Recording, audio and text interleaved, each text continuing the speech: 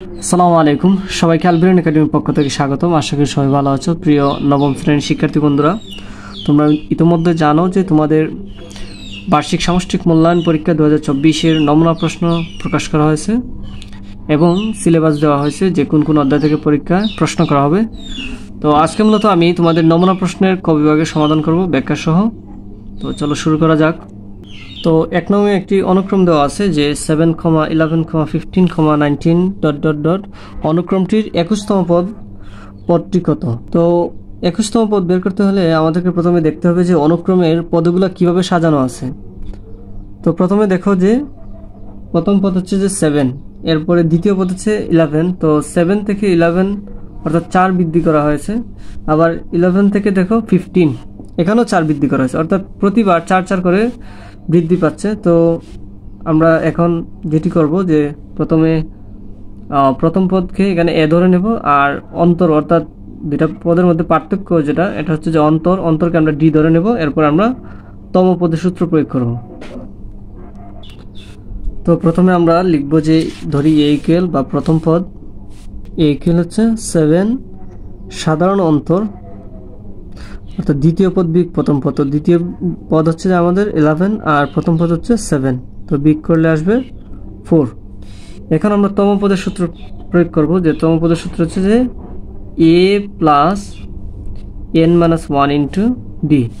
N হচ্ছে যে তম পদ, কততম পদ। তো এখানে যেহেতু 21তম পদ বলছে, তো আমরা n এর মধ্যে 21 বসাবো। আর দেখো এ হচ্ছে যে 7 বা প্রথম পদ হচ্ছে 7, n এর মান হবে যে 21 মাইনাস 1, আর ডির মান হচ্ছে যে সাধারণ অন্তর অর্থাৎ 4। 7 প্লাস 21 থেকে যদি আমরা 1 বাদ দিতে 20 হবে ইন্টু 4। 7 প্লাস 4 20 কত 80, তো এখন হবে যে 87, অর্থাৎ একের অ্যান্সার হবে যে 87 গ। 21তম পদ হবে 87। আশা করি বুঝতে পেরেছ। এখন আমরা 2 নংয়ের সমাধান করব। তো 2 নংয়ে দেওয়া আছে যে একটি দ্বারা দেওয়া আছে যে 4 plus 8 plus 16 plus dot dot dot দ্বারাটির 15তম পদটি কত। তো এখন আমাদেরকে প্রথমে দেখতে হবে যে দ্বারাটি সমান্তর নাকি গুণোত্তর। তো সমান্তর কিভাবে বুঝবো আমরা, যে সমান্তর হবে তখনই যখন দেখবো যে আমরা দ্বিতীয় পদ থেকে প্রথম পদ বা অন্তরগুলা যদি সমান আসে, তাহলে আমরা বুঝবো যে এটা হচ্ছে সমান্তর দ্বারা। আর যদি অনুপাতগুলো সমান আসে, অর্থাৎ দ্বিতীয় পদকে যদি প্রথম পদ দিয়ে ভাগ করার পর এবং তৃতীয় পদকে দ্বিতীয় পদ দিয়ে ভাগ করার পর যদি একই মান আসে, তখন আমরা বুঝবো যে এটা হচ্ছে গুণোত্তর দ্বারা। তো আমরা এখন দেখি যে প্রথমে আমরা সমান্তর দ্বারা কিনা তা যাচাই করি। তো প্রথমে আমরা যদি 8 থেকে 4 বিয়োগ করব।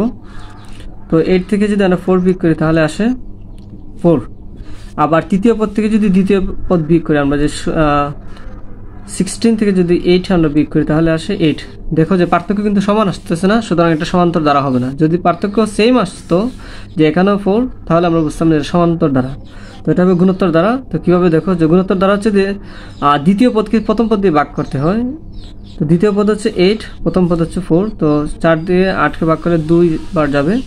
আবার তৃতীয় পদ হচ্ছে যে 16কে যদি আমরা 8 দিয়ে ভাগ করি তাহলে যাবে 2 বার। দেখো এই ক্ষেত্রে দেখো অনুপাতগুলো সমান আসতেছে, অর্থাৎ ভাগফলগুলো সমান আসতেছে, সুতরাং এটা হবে যে গুণোত্তর দ্বারা।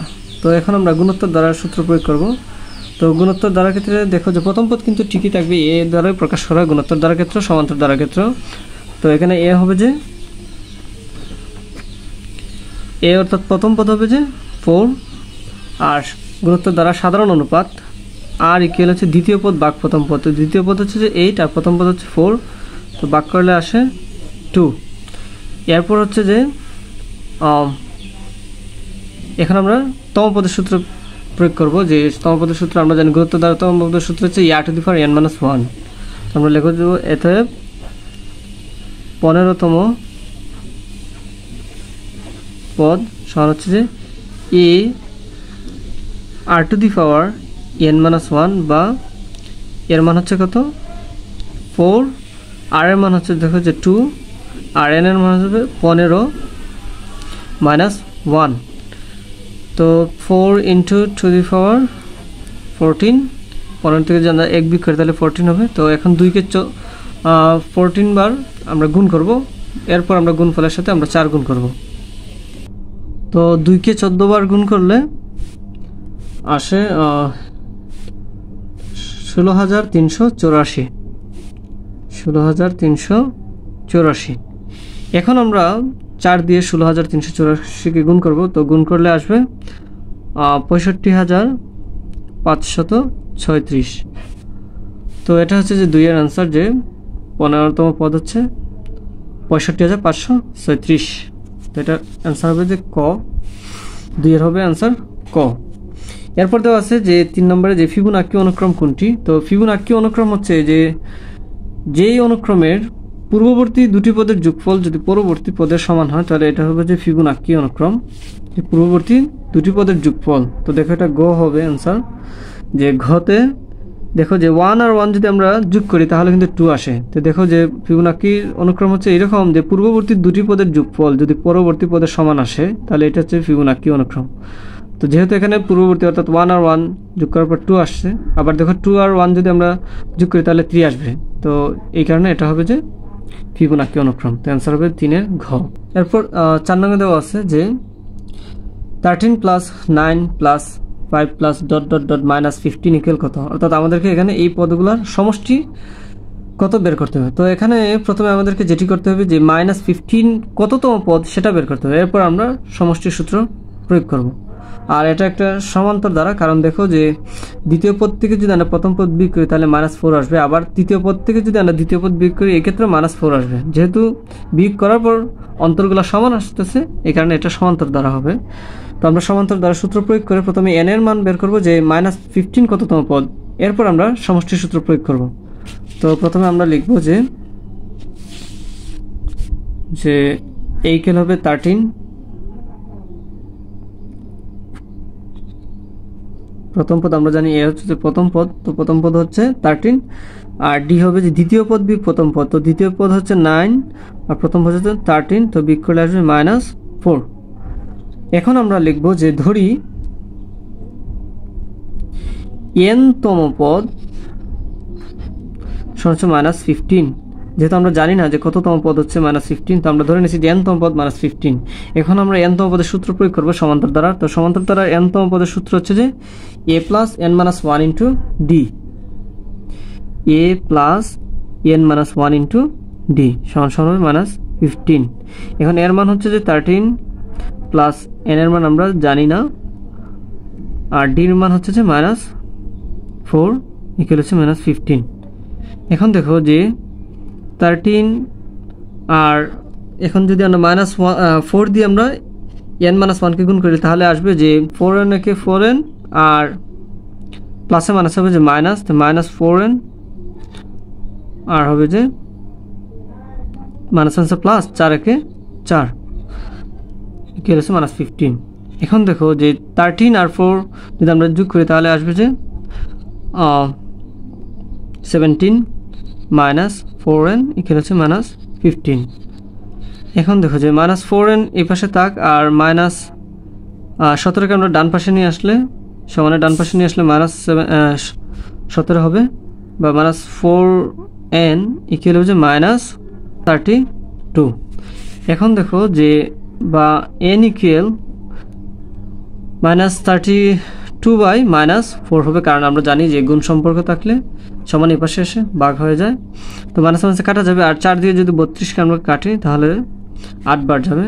তো n এর মান হবে যে 8। এটা হচ্ছে আমাদের n এর মান। এখন আমরা সমষ্টির সূত্র প্রয়োগ করব যে n/22a plus n-1 into D. তো লিখবো যে এখন অতএব 8 পদের সমষ্টি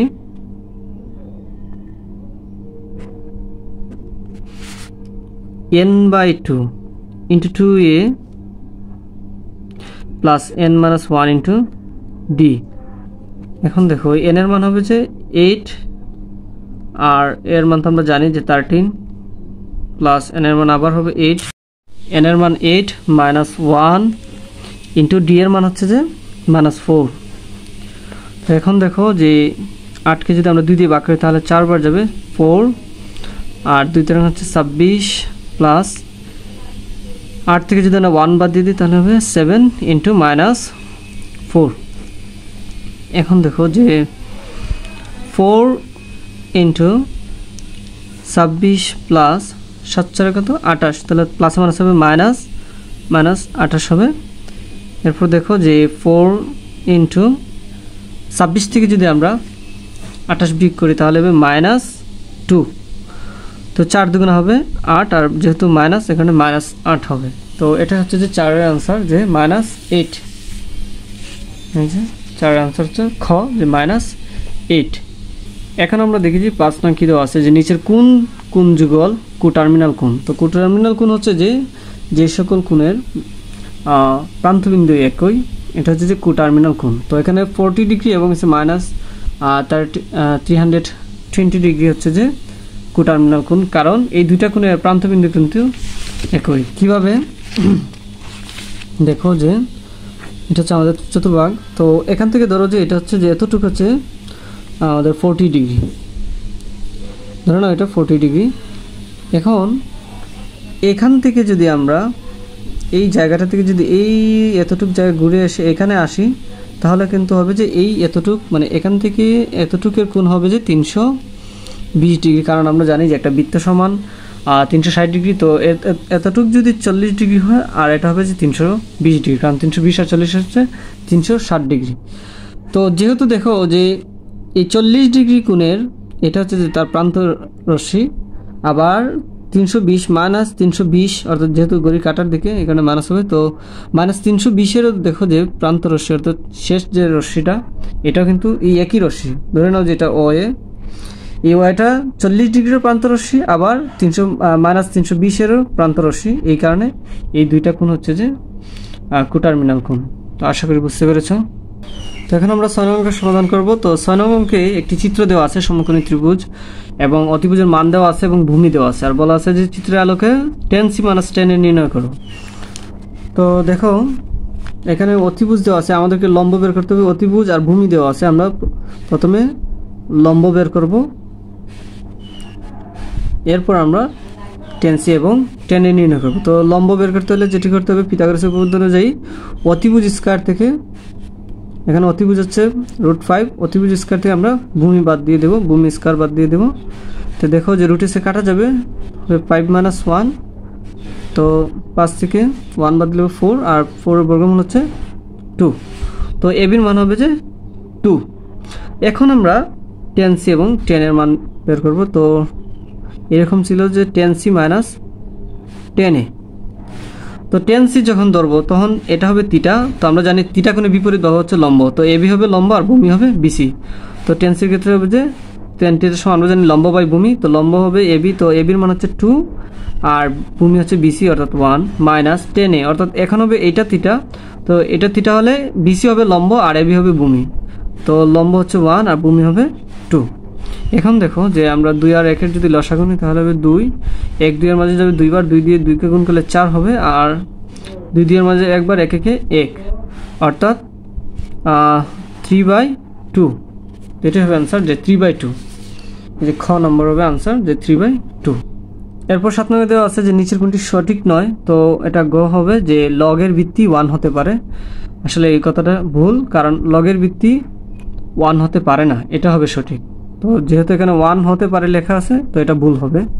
এরপর 8 এ দেওয়া আছে যে নিচের কোন শর্তে এত এত এবং এত এত সমীকরণদের একটি মাত্র সমাধান থাকবে। এটা হচ্ছে খ যে a1/a2 নট ইকুয়াল b1/b2। এই শর্তে হচ্ছে যে এই সমীকরণদের একটি মাত্র সমাধান থাকবে। এরপরে দেওয়া আছে যে 9 নং প্রশ্নে যে 7x² - x + 2 = 0 সমীকরণের মূলের প্রকৃতি, এটা ঘ হবে যে বাস্তব মূল নেই। এখন এটা কিভাবে দেখো যে এই সমীকরণে আমরা যদি নিশ্চয়ক বের করি, তো নিশ্চয়কের সূত্র হচ্ছে বের করার সূত্র হচ্ছে যে b² - 4ac, b² - 4ac। নিশ্চয়কের মান বের করেই আমরা বলতে পারবো যে এটার কীরকম এটার মূলদার প্রকৃতি হবে। তো আমরা যদি b² - 4ac মান বের করি, দেখো যে b হবে যে এখানে x এর যে সহগ, তো x এর সহগ যেহেতু কিছু নেই আমরা ধরে নেব যে 1, তো -1 হবে, আর 4 এরপর এ হচ্ছে যে এখানে x² এর যে সহগ, তো এটা হবে 7 × 7, আর c হচ্ছে যে ধ্রুবপদ থাকবে অর্থাৎ 2। এখন দেখো যে -1 কে স্কয়ার করলে 1ই আসে, মাইনাস 4 × 7 = 28, 28 কে 2 দিয়ে গুণ করলে হবে যে 56। তো এখন দেখো যে -55 হবে। তো যেহেতু এটা 0 থেকে ছোট, নিশ্চয়কের মান যদি 0 থেকে ছোট হয় অর্থাৎ 0 থেকে ছোট হয়, তাহলে এর প্রকৃতি হবে, মূলদের প্রকৃতি হবে যে বাস্তব মূল নেই। এটা আমরা জানি যে নিশ্চয়কের মান যদি 0 থেকে ছোট হয়, যেহেতু -55 অর্থাৎ 0 থেকে ছোট, অনেক ছোট, এই কারণে এটা বাস্তব কোনো মূল নেই। এরপর 10 নম্বর দেওয়া আছে যে কোন প্রতীকের মাধ্যমে প্রচুরক প্রকাশ করা হয়। তো এটা গ হবে যে m0 এর মাধ্যমে প্রচুরক প্রকাশ করা হয়। 12 নম্বর দেওয়া আছে যে a প্লাস b ইকুয়াল √5 এবং a মাইনাস b ইকুয়াল √3 হলে a square plus b square সমান কত। তো আমরা জানি যে a square plus b square সমান হচ্ছে যে a plus b whole square plus a minus b whole square by 2। তো আমরা এই সূত্রটা প্রয়োগ করব যে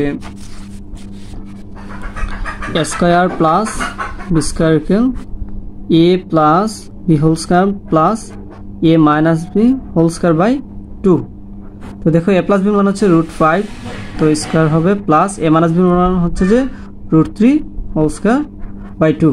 তো আমরা জানি রুট থেকে কাটা যায়, শুধু হবে 5 প্লাস 3 আর নিচে হবে 2। তো 5 আর 3 হচ্ছে 8, 8কে যদি আমরা 2 দিয়ে ভাগ করি তাহলে 4 আসবে, অর্থাৎ a square plus b square সমান হচ্ছে যে 4। খ আনসার 11। এরপর 12 নম্বর দেওয়া আছে যে x প্লাস y ইকুয়াল 5 এবং xy ইকুয়াল 6 এবং x গ্রেটার দেন y হলে x স্কয়ার মাইনাস y স্কয়ারের মান নিচের কোনটি। তো দেখো এখানে একটা জিনিস যে x গ্রেটার দেন y অর্থাৎ x এর মান হবে y এর মানের চাইতে বড়। তো আমরা যদি এখানে ধরে নিই যে x এর মান 3 আর y এর মান 2, তাহলে দেখো যে 3 আর 2 যদি আমরা যোগ করি তাহলে আমরা 5 পাবো, আর 3 আর 2 যদি আমরা গুণ করি তাহলে কিন্তু 6 পাবো। তো এটা এইরকম হবে যে x এর মান হবে 3 আর y এর মান হবে 2, যেহেতু x এর মানটা y এর চাইতে বড়, তো x এর মান হবে 3 আর y এর মান হবে 2, কারণ 3 আর 2 যোগ করলে 5 আর 3 আর 2 যদি আমরা গুণ করি তাহলে 6 হবে। তো এখন যদি আমরা x এর মান এখানে 3 বসাই, তো 3 এর উপরে কিন্তু স্কয়ার হবে, যেহেতু x square minus y square. তো x এর মান যদি 3 হয়, 3 স্কয়ার মাইনাস y এর মান হচ্ছে 2, তো 2 স্কয়ার। তো 3 3 এ 9 আর 2 2 4, তো 9 থেকে যদি আমরা 4 বিয়োগ করি তাহলে হবে যে 5। তো 12 অ্যান্সার হবে যে গ যে 5। আশা করি বুঝতে পেরেছো। এখন আমরা 13 নম্বর অঙ্ক দেখব যে 13 নম্বর অঙ্কে দেওয়া আছে যে উপাত্তগুলি গাণিতিক গড় নিচের কোনটি।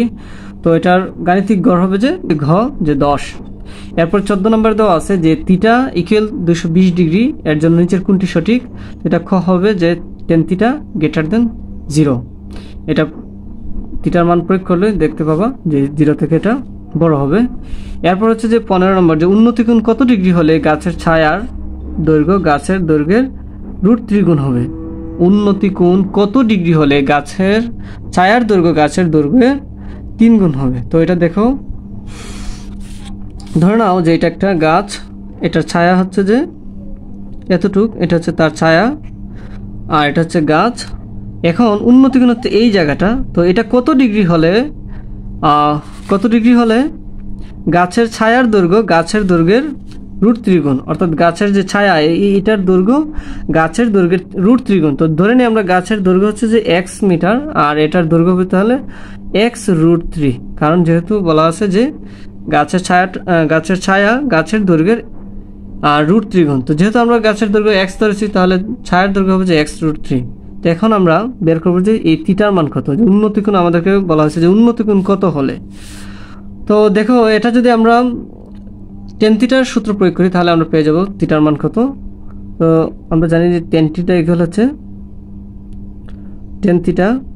হচ্ছে লম্ব বাই ভূমি। তো লম্ব এখানে x হবে আর ভূমি হবে যে x বাই √3। এখন দেখো যে tan